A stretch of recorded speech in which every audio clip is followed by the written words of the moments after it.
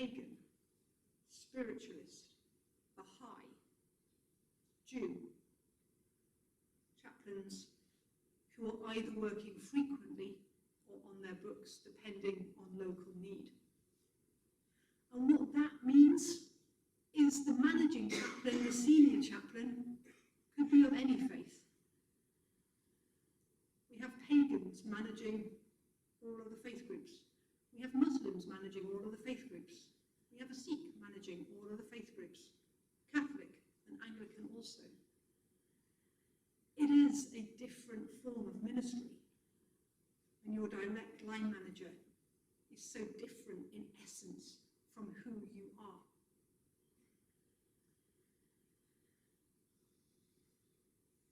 But when we go into prison,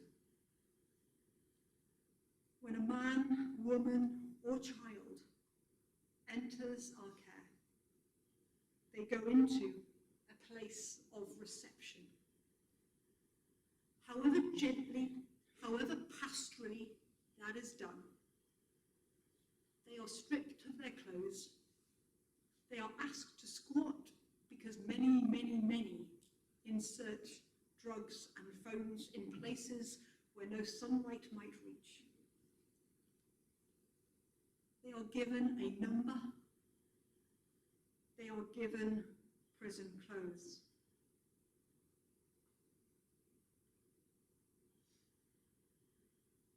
They are, if you like, deformed from the world in which they were in before. And yet, however rejected, unworthy, ugly, lost, shameful, abandoned, misunderstood, depressed they might be, I believe they are made in the image of God. Now, don't get me wrong, I work with people who should never, ever leave the security of prison. Full stop. And for some, that will be serving 60, 70 plus years inside. But my job is to help them live their life in all its fullness in that environment of prison. My job is to help them see beyond who they are and who they have become into who they really can be in God's sight. But I do that against a backdrop of barbed wire, of fences, of walls. Quick prison fact: if you've got a high wall and it sticks out a little bit, a third of the way from the bottom, it's so should anybody try and escape and get to the wall and get over, it will shatter both their legs as they drop down. I leave that with you as a jolly thought. But that is why buildings are designed as they are, because we need to keep people in. Question: how many of you are wearing your own knickers, pants, boxer shorts, Y-front, or whatever your bag is? Pretty much every hand, I hope, will go up. Some of you may be letting the air move. But actually, one of the most powerful illustrations of prison is the Mark I standard issue boxer short. That is a pair of prison boxer shorts, washed. However, there are today 78,000 people in prison. It's been less over COVID, which has been really good. But in prison, some people now wear their own clothes, but many are wearing the clothes of the state. And you are issued with 7 pairs of pants on your laundry day. You hand them in, and then you get issued with a different 7 pairs. So you are wearing the pants of those who have gone before you. These could have been worn by 100, 200, 300 men doing whatever it is they do in their own time in their pants.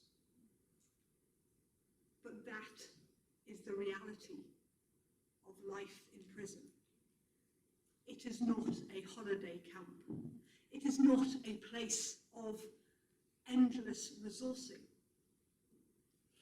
It is a place where people don't even have their own pants. In the female estate, the local churches to the female prisons collect bras so the women can have the dignity of choosing bras that fit.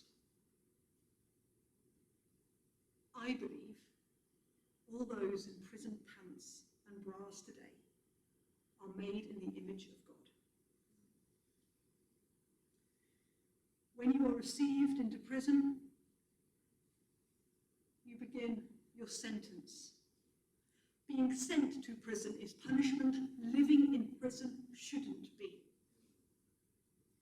Prison can be a place where a broken and deformed identity begins to be rebuilt. I want to tell you the story of John. He was a white supremacist, an incredibly nasty man, really, really vicious and vile. I met him on day 2 of his prison sentence, and he said to me, "Miss, I want to be baptized." And I said, "That's fine, but Jesus was black." And the staff nearby gasped, and I got ready to duck. And he looked at me, and he walked off. He came back to see me, and he said, "No, miss, I genuinely want to be baptized." And I said, "You need to know that Christ and his disciples would not have been white British, who you think should reign supreme. Are you sure?" He was so sure, I told the governors I was going to prepare him for baptism at the morning meeting, and they laughed, understandably so. It was a very long baptismal preparation I had with this guy. But 18 months later, he was baptized. The governors attended, a member of his family came in, and he had truly reformed. It was a hugely powerful moment. But did the story end there? If only. He was released into the community. He didn't find the welcome in the churches he needed. His mum rang and asked me to take his funeral. Transformation works as a whole community, not as individuals in isolation. A university, an army, a hospital chaplain working on their own is only one part of the body of Christ. We need each other to minister effectively. When he was in prison, he was visited. But when he was released, he was not. Prison is a time where people can engage with education. They engage with chaplaincy. We see everybody within 24 hours of arriving. We see everybody who is in healthcare every day. We see everybody in segregation or punishment block every day. We do that by law. We see everybody 7 days before they leave to help build their links with their churches or their mosques or their gurdwaras. And we see everybody each week who is on an act, which you will probably know as suicide watch. Prisons are a place of transformation, of hitting rock bottom and wanting to change it round. I led a course back in my Leicester days where I talked about conflict management and the importance of using language and not our fists. And I had this group, and they were really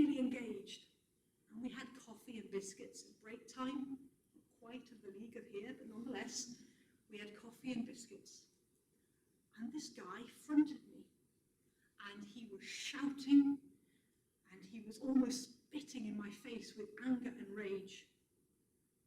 I'd spent the morning talking about reducing tension and deflecting situations.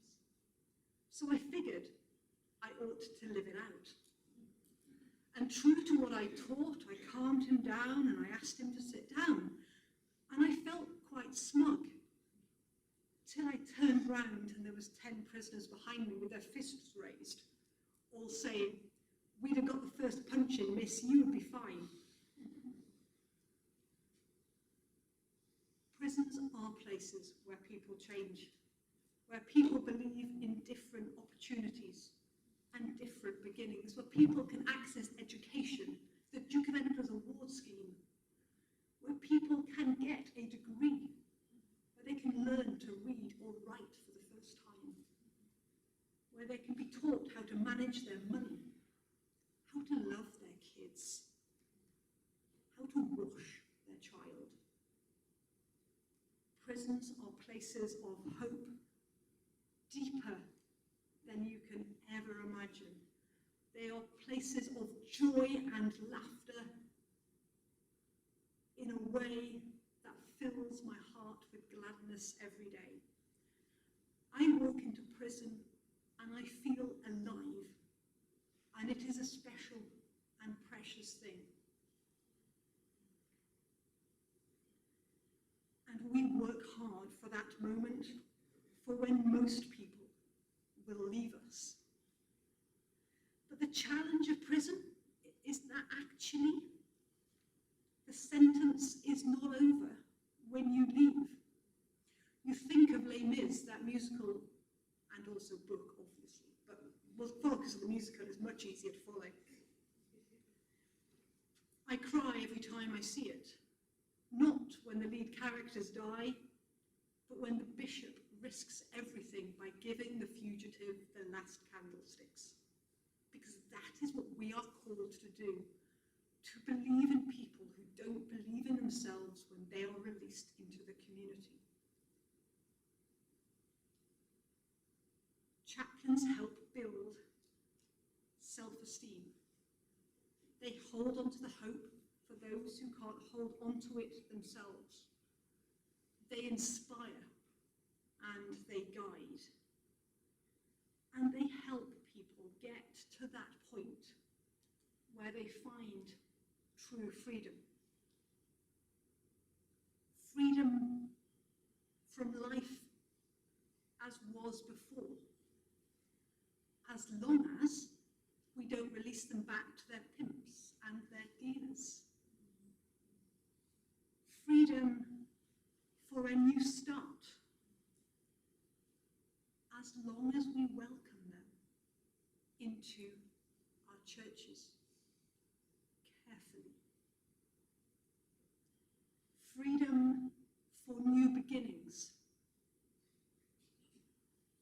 In so many places, people will have a much more checkered past than you believe.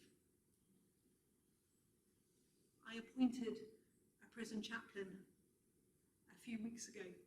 He got through the counter-terrorism clearance, all the clearances that we need to do our jobs. And he is going back to serve as a priest, the prison where he was released as an armed robber 15 years earlier.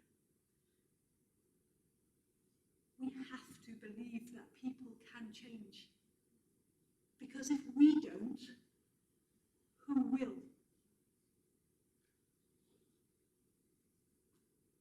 We are called to look beyond. I hope you can see that image. In the eye is the cross of Christ. We have to look beyond what seem like the intractable problems of society that lead people to be in prison, that lead people to go to prison for warmth and shelter and food. We need to see beyond what people have done to get themselves there and see God in them, to find that nugget of Christ and to nurture it and help it grow. We need to see beyond the people in our care. I remember in my first week serving in Leicester, I nipped out one lunchtime to the marketplace to buy some mangoes, as it happens, as one does. And this man bounded over to me and went, "Hello, miss." And I was taken aback, and I thought he was a former offender. And I went, "Hello, how are you?" Said he was fine, and he moved on. It was a bit of a shock 2 weeks later when I clocked him in uniform on the landings, and he was a senior officer on his day off. But it made me think how we judge people by the clothes that they wear. How we judge clergy by if they wear a black shirt or a green shirt or a blue shirt. Or if they wear no collar or a collar. Am I wearing green because it's liturgically correct today? Perhaps. Do I have colour-coordinated shoes? Of course I do.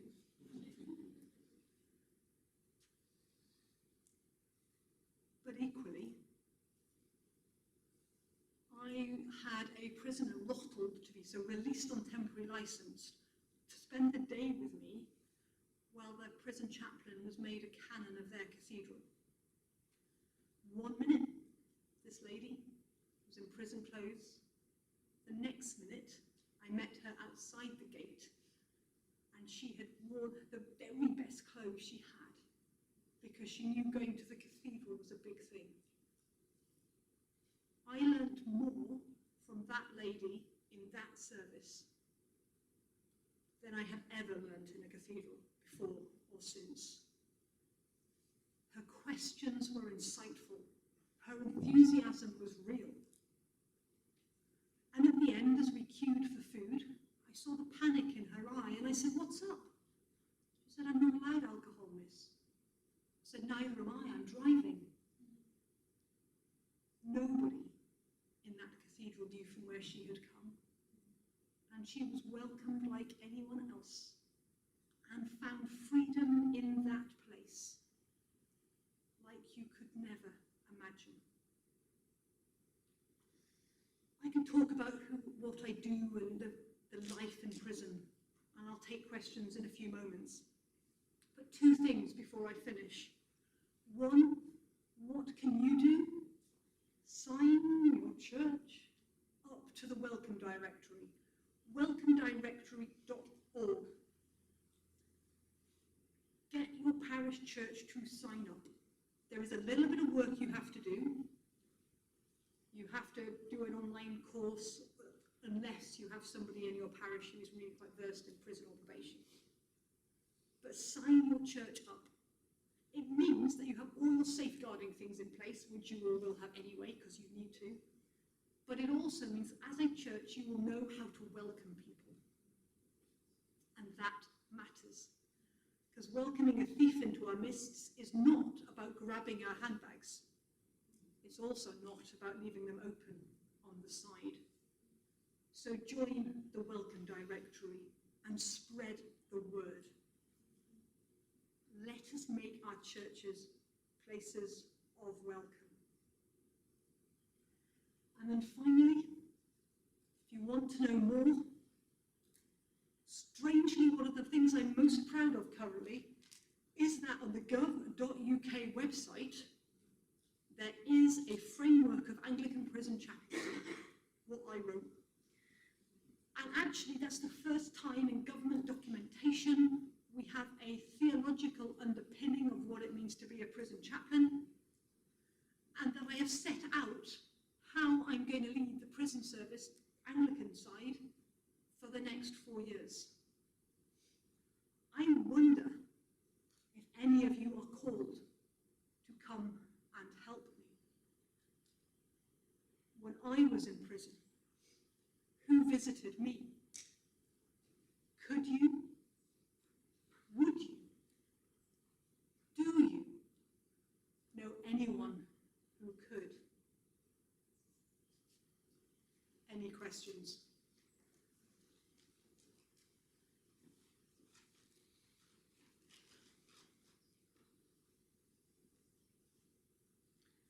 Yes, sir.